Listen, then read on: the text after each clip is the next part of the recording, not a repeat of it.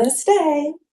Miss Lara from Higher Minds and Mitty the Teddy here today for a mindful minute. I always get asked, what is one yoga pose you use to help children when they're having big emotions? That yoga pose is child's pose, my one go-to pose. Here is a picture of it. Quiet child's pose. I am quiet. This helps children feel grounded. Also, when overstimulated, it helps them tune inwards and really just focus in on their breath.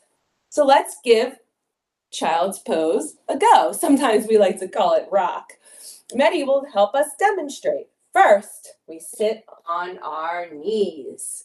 Now, the knees can be super close together, just like Medi, if you want to stretch in your low back. If you want more of a hip stretch, you can bring your knees a bit wider.